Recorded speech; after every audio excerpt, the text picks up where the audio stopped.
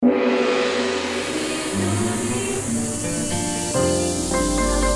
Channel 3, Jembatan Pencerahan.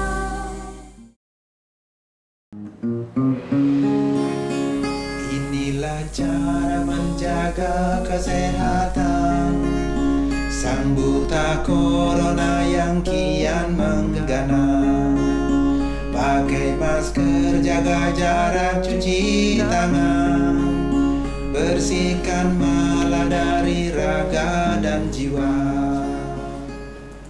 Pemirsa HiTV, selamat Tahun Baru 2022.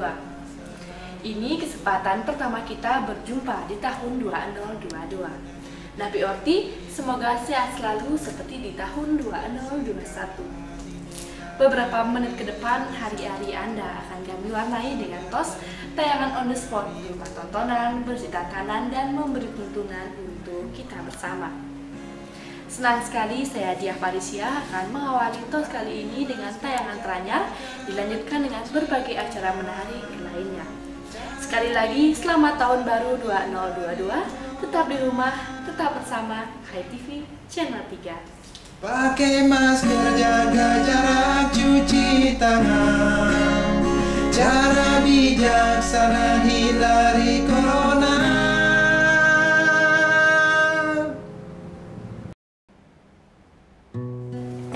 Pemirsa, corona, lebih keren disebut dengan COVID-19, kini telah meluluhlantahkan segalanya.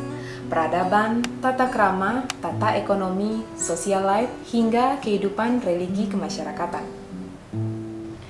Kehidupan beragama kita, tata cara mesi mekrame, hingga susila-susila bersembahyang kini harus ditata ulang atas nama new normal. Apalagi corona kini datang dengan berbagai varian baru yang konsekuensinya kita mesti patuh dan taat dengan prokes 5M.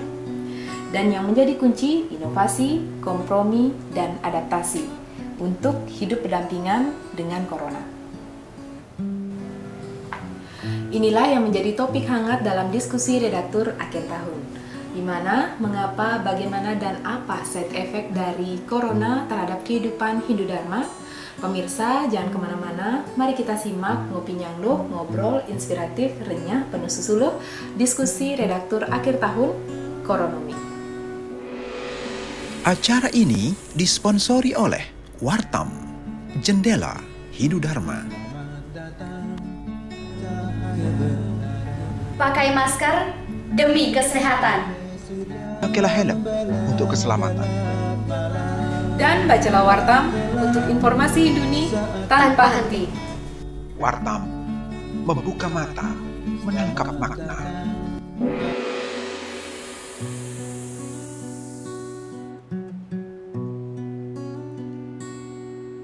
Selama pandemi ini tidak bisa dimanajemen dengan baik, maka akan seperti ini. Bagaimana cara manajemen ini? Ya, kedua, harus ada prokes, ada kerjasama, ada pusat-pusat yang memihak kepada Bali dan lain sebagainya. Ekologi, kronomik di breakdown menjadi corona dan nomi. Nanti ini bisa saja menjadi cabang ilmu baru sebagai pandemiologi atau pandeminomi. Nah, dari segi ekologi nih, bagaimana Pak Ide Bagus dan Mika berhipotase tentang kronomik ini, Pak? Kita harus berpikir dari awal, dari desa dulu lah, dari desa ya. Kalau pertanyaan berarti ada ritual, banyak ritual yang berhubungan dengan sampah, yaitu mulai dari nomor pertama sampai padinya berhubung itu ada 15 upacara sebenarnya. Ketika kita menggantungkan diri kepada pariwisata gitu, tersier itu, akhirnya kena dia. Nah ini yang perlu diperbaiki ke depannya, biar kembali ke desa itu. Terima kasih, Ida dan Mika. Yeah. Nah, langsung saja kita ke Pak Sudani, Guru Besar Pendidikan kita.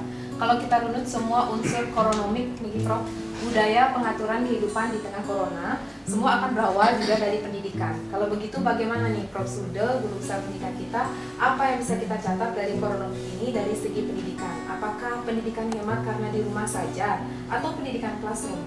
Tapi bagaimana nanti kalau mutu pendidikan hidup kita di tengah koronomik ini, Prof? Baik, tadi sudah banyak diulas oleh Pak Prof. Bagus ya. Nah, jadi intinya kalau saya melihat ini sebagai sebuah perubahan. Sebelum masuk pada persoalan pendidikan, mungkin saya akan coba meminjam kacamatanya Stephen Sanderson ya dalam melihat perubahan dari sebuah sosio-budaya, sosio-kultural itu.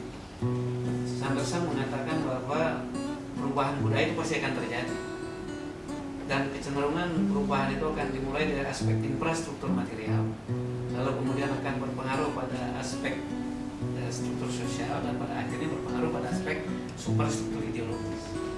Lalu masing-masing struktur itu kan ada bagian-bagiannya lagi.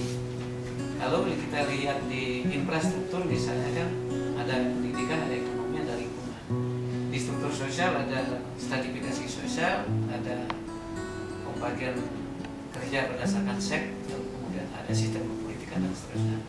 Sedangkan di superstruktur ideologis, di situ ada ideologi umum, ada kemudian norma, nilai, dan agama di sana. Nah, kecenderungan perubahan itu kan mulai dari aspek infrastruktur material. Pendidikan dulu berubah, lingkungan berubah, lalu kemudian ekonomi berubah, gitu. Baru akan berpengaruh pada aspek-aspek yang lain di struktur sosial, dan superstruktur ideologis. Salah satu contoh misalnya, kalau dulu ekonomi kita masih rendah, lingkungan kita kumuh, dari aspek struktur sosial mungkin kita untuk di bawah. Artinya apa? Misalnya anak tani miskin gitu. Kalau di ekonominya rendah, pendidikannya rendah, di masyarakat pasti strukturnya juga rendah. Setelah pendidikan berubah, ekonomi berubah, setelah pulang ke kampung, tadi ceritanya tadi itu, orang tidak berani lagi manggil Kang Kocong, paling tidak Pak Gede. Jadi terjadi perubahan struktur. Pembagian sistem kepolitikan juga berubah. Itu kan berpengaruh pada superstruktur ideologis. Nah, ketika corona menyerang, ini landasan yang paling dasar kemudian kena pendidikan, hancur semua. Ekonomi berantakan tadi, pertanian hancur lebur, semua akan terkena. Gitu kan? Jangankan di era corona, di era normal aja pendidikan kita di bawah. Gitu kan? Ini sebuah ironi yang luar biasa sebenarnya. Nah, sekarang kan ini sudah dijawab sebenarnya tadi oleh Dimahi ya, Dimahi dan EDG. Tadi sudah diluncurkan e-book, lalu kemudian sudah diluncurkan buku konvensional. Ini kan salah satu jawaban sebenarnya. Nah, apakah kemudian dengan sistem daring ini membuat pendidikan menjadi efisien? Saya kira tidak. Itu lebih boros, paket habis. Paket habis dan gangguan menjadi banyak. Di dunia ini tidak ada yang buang swasta ayo lulus. Tidak ada sesuatu yang bagus benar. Selalu ada dimensi-dimensi negatifnya. Ruo bineder, binary opposition itu selalu berdampingan. Dan ini kan sudah merupakan katakanlah sudah zaman gitu ya, tak bisa kita menghindar. Apakah itu boros dengan sistem daring, apakah lebih tidak akan bisa dihindari. Bagaimanapun harus dijalani. Cuma persoalannya sekarang kan bagaimana kita mengefektifkan itu aja. Yang jelas realitasnya seperti itu. Baik, terima kasih Prof. Suden. Jadi sebelum kita tutup kloter pertama ini, ada baiknya kita simpulkan masing-masing redaktur senior kita bagaimana harapan dan solusinya mengenai topik hangat kita kali ini, Coronomic, mulai dari Prof. Rektor. Oke, tentu kita harus tetap optimis. Apapun yang terjadi tentu kita tidak boleh berkeluh kesah, tidak boleh merasa kita berada di bawah kalah. Maka kita harus tetap bagaimana kita mengatur semua itu agar kita bisa menang.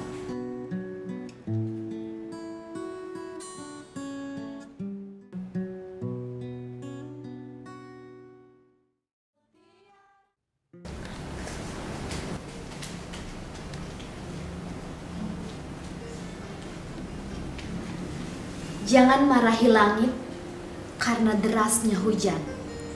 Tapi tugas kitalah mendirikan rumah yang nyaman, menciptakan mantel yang tebal, dan payung yang kokoh. Pandemi datang silih berganti, kita harus beradaptasi. Saya Widi Puspitarani untuk Hai TV Channel 3, Jembatan Pencerahan. Berikut ini program Cemeti, Cerah 5 Menit akan menemani Anda membuka lebih luas jendela Hinodharma untuk pencerahan jiwa.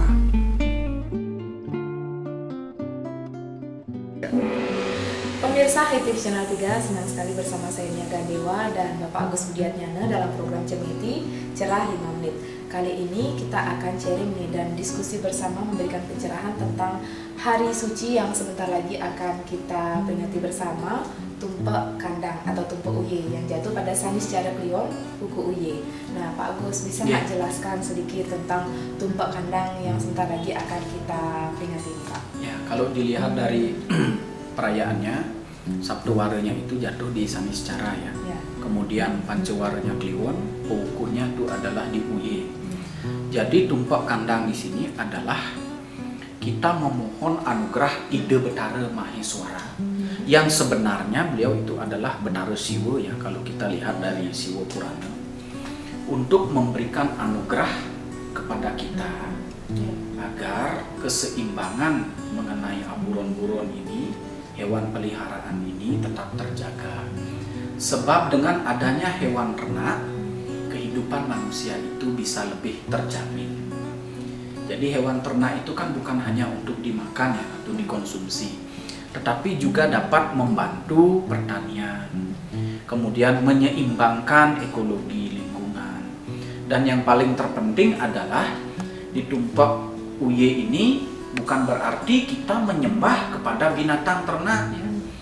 Misalnya ring badan celenge, berarti bukan kita menyembah kepada babi atau menyembah kepada sapi, tidak. Kita memohon berkah kepada Ide Betara Maheswara agar hewan ternak ini bermanfaat bagi kehidupan manusia.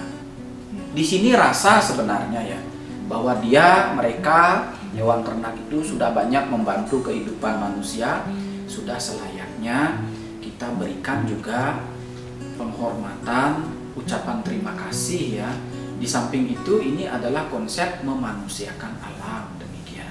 Ya, terima kasih Pak Agus. Tapi seperti apa nih harmonisasi dan konsep penyeimbangan dari unsur-unsur ekologi? Pemirsa jangan kemana-mana, mari kita temukan jawabannya bersama Pak Agus setelah yang satu ini. Pemirsa HTV Channel 3, kita masih di Studio Wartam bersama Pak Agus, berbicara tentang harmonisasi nih, bagaimana sinkron antara hubungan manusia dengan hewan, hubungan manusia dengan Tuhan, hubungan manusia dengan lingkungan sekitarnya, terkait dengan Tumpek Kandang atau Tumpek Uye ini, apa yang harus kita maksimalkan lagi, Pak? Sebenarnya dari tata letak pemeliharaan hewan ternak ya, kita dulu sudah diajarkan oleh leluhur kita bahwa yang ngai bade gitu, kalau membuat kandang ternak itu tidak boleh di luanan ya, dia harus ditebel atau di arah di mana dapur itu ada di sebelah timur, di sebelah baratnya itu ternak hewan atau kandang ternak ya, misalnya seperti ayam, seperti bebek, seperti babi, atau dalam istilah Balinya ucit, ngubuk ucit. Tetapi dalam hal itu mitologinya tumbuh juga. Ketika membuat bade atau kandang harus juga menanam pohon tibah atau pohon mengkudu. Nah, setelah beberapa riset, ternyata buah mengkudu yang matang itu ketika jatuh dia di tanah, dia menjadi antiseptik yang alami. Nah, sekarang kan ada kotoran ternak seperti kotoran ayam, kotoran bebek, kemudian kotoran babi. Itu sudah kena antiseptik secara alami. Nah, di sana sebenarnya kita belajar untuk menghormati lingkungan ya, bagaimana mengelolanya dengan baik. Kemudian limbah itu juga dihanyutkan itu lewat sombah namanya.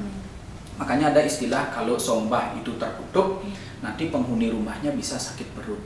Sebenarnya moral dari pesan itu adalah sombah itu harus bersih. Di sana ditanam kemudian lengkuas, kemudian kunyit.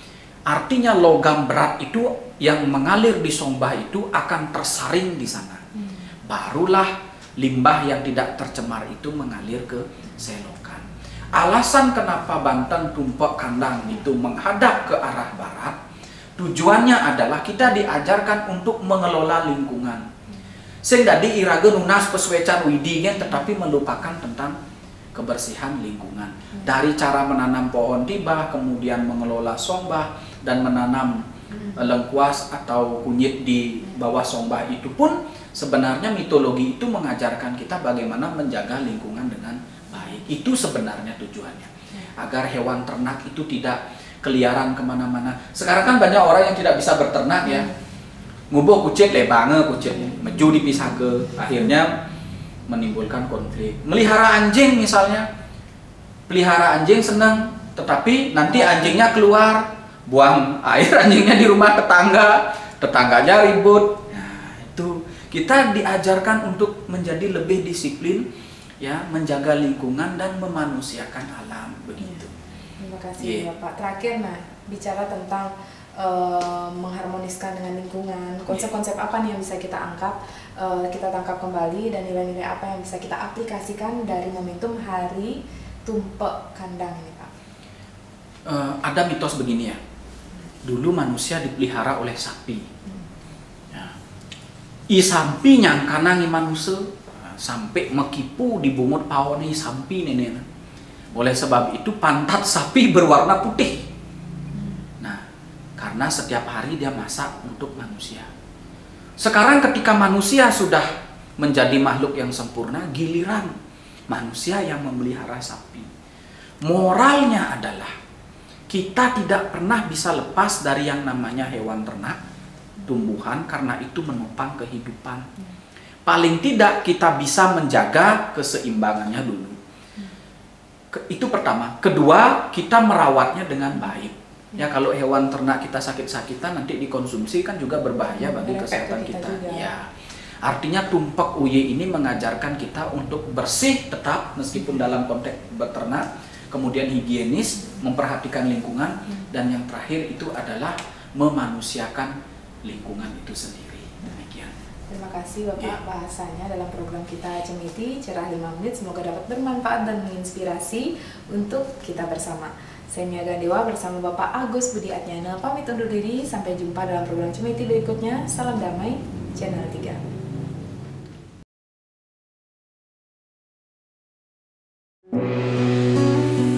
Pemirsa, demikian tadi telah kita saksikan bersama Cemeti Cerah 5 Menit. Berikutnya kita nikmati Sundari Nada, jalinan makna di balik nada. Menaiki tangga jadi bentar Mahapura, lalu bersila di pelataran Padma Jiwa, menangkap purnama dari ujung Padma Tiga, lalu dirikan Padma daya dalam jiwa.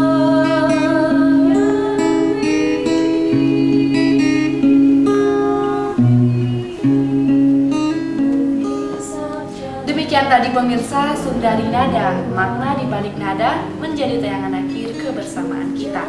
Semoga dapat bermanfaat dan menginspirasi kita bersama.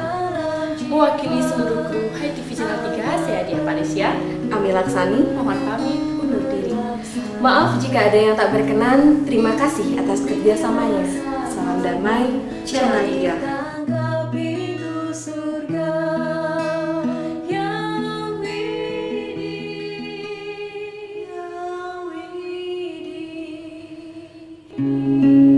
menghisap cahaya para dewa Mahadewa, menjadi aksara wijaksana dalam jiwa, agar berpikir, berkata, berlaksana dharma.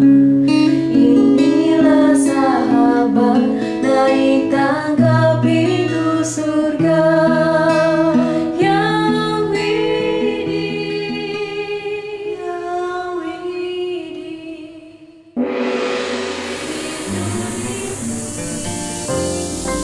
Hai TV Channel 3, Jembatan Pencerahan.